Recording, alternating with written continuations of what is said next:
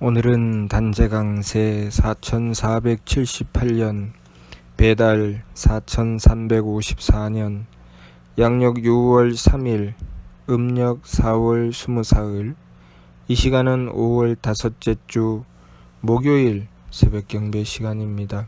이번 주에 한배금께서 주신 말씀은 원도를 생활화하라는 말씀을 주셨습니다. 우리가 원도를 한다고 하는 것은 하느님이신 한배금을 모시는 것입니다. 한배금을 모시는 법에 대하여는 삼일신고 신운에 나와 있는 자성구자 항제인호의 법을 따르는 것입니다. 우리가 우리의 성품으로부터 하느님의 씨앗을 찾고 하느님께서 우리의 머리꼴에 임하시는 길을 열어나가는 것, 그것은 삼일신고 진리운에 발근이가 행하는 법에 대한 말씀을 주신 그 뜻대로 행하면 됩니다. 철, 지감조식, 금촉, 일의 화행, 반망즉진, 발대신기. 발근이가 행하는 법은 먼저 지감조식, 금촉의 세 법을 행하는 것입니다. 지감법, 감정을 그치는 것이죠. 조식법, 숨심을 고르게 하여 기운을 가라앉히는 것입니다. 금촉법, 부딪힘을 금하여 몸을 정성스럽게 하는 것입니다. 지감법을 행하는 것은 하느님께서 전지전능하시다는 것을 받아들이는 것입니다. 삼일신고 신운에 하느님께서는 유대덕대에 대려 큰 덕과 큰 지혜와 큰 힘을 가지셨다고 하셨습니다. 그리고 생천주 무수세계 조신신물, 하늘을 내시며 무수한 세계를 주관하시고 만물을 끊임없이 창조하시되 섬진무루 소소영령, 그 티끌만큼도 빠트림이 없고 밝고도 밝으시고 신령하시고도 신령하시다고 하셨습니다. 우리는 그러한 하느님을 믿고 받드는 것입니다. 하느님께서 하늘을 내시고 모든 세계를 주관하시며 만물을 창조하시되 그 티끌만큼도 빠뜨리심이 없다는 것. 우리가 그러한 하느님을 모실 때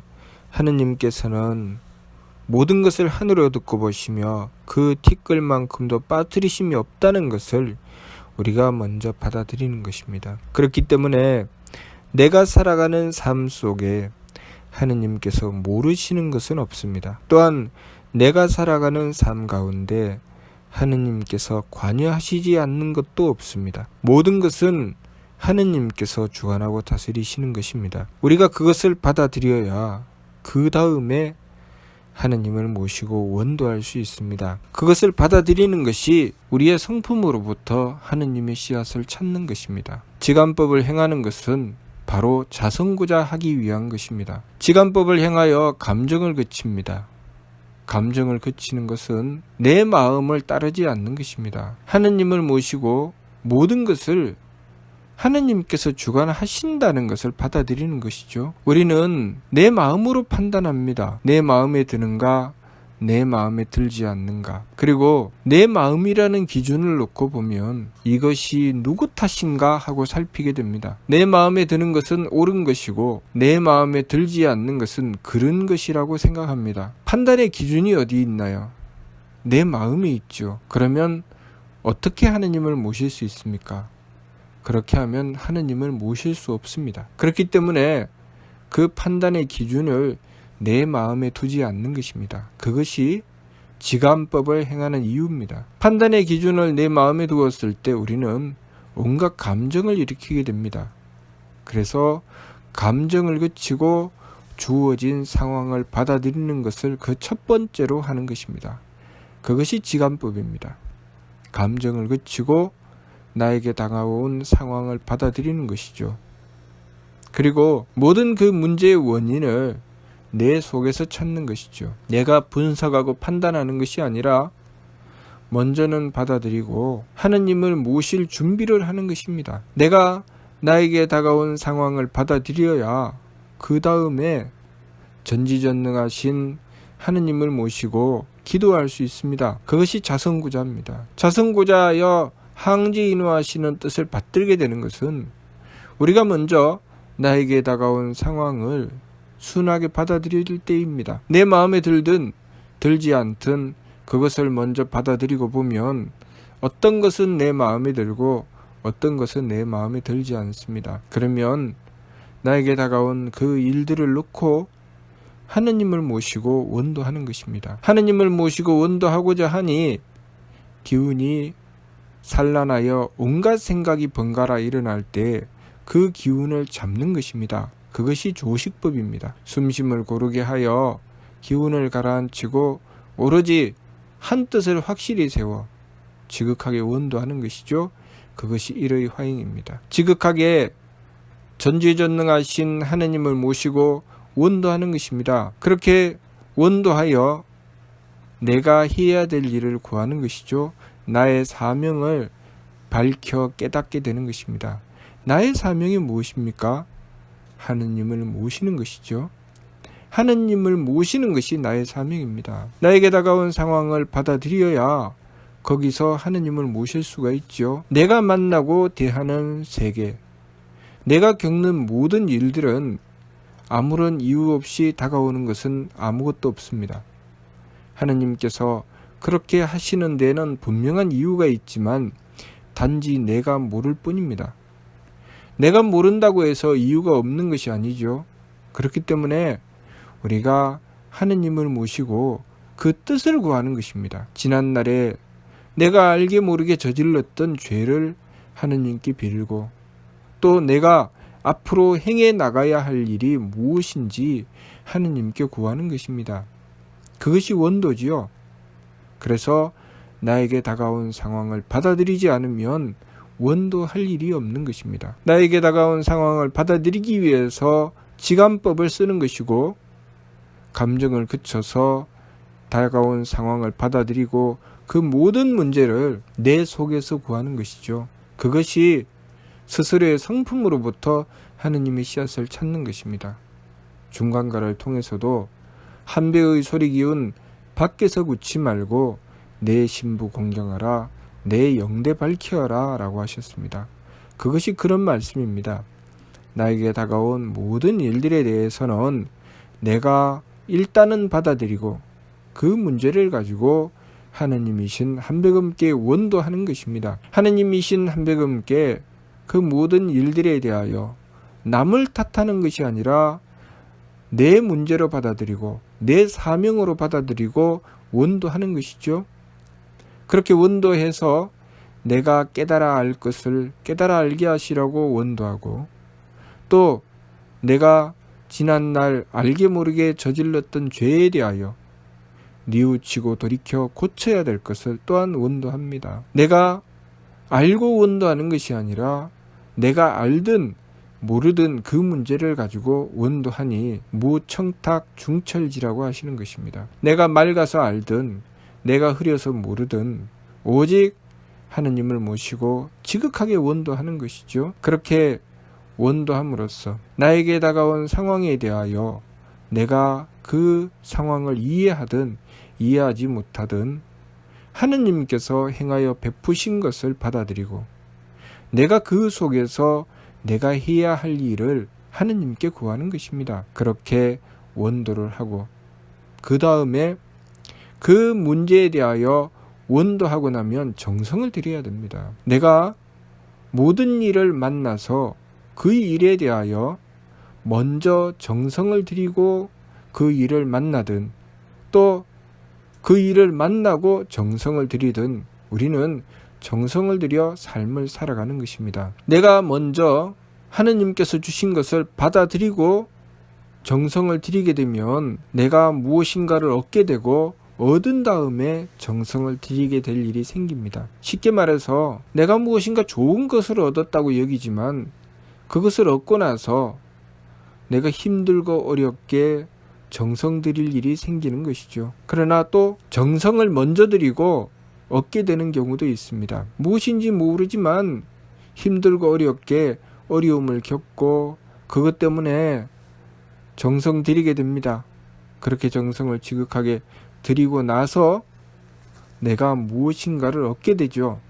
그것은 내가 지극한 정성을 들이고 나서 얻은 것이기 때문에 그것을 얻고 나서는 그렇게 힘들고 어려운 일이 거의 없습니다. 그렇게 우리의 삶은 내가 무엇인가를 얻고 나서 정성을 들이든 내가 정성을 들이고 얻든 항상 정성이 필요한 것입니다. 우리가 한배금을 모시고 원도하고 나면 조식법을 행하여 기운을 가라앉히고 하느님의 뜻을 구하는 원도를 드리고 나면 반드시 정성을 드리고자 해야 합니다. 그것이 금촉법을 행하는 것입니다. 금촉법을 행하여 정성을 드리는 것이죠. 우리가 경을 모신다거나 또 절을 한다거나 또 말씀으로 원도를 한다거나 그렇게 하느님을 모시고서 금욕적인 행위를 하며 정성을 드리는 것, 그 모든 것이 금촉으로 행하여 정성 드리는 것입니다. 그렇게 지간법, 조식법, 금촉법을 행하여 하느님이신 한배금을 모시는 것이죠.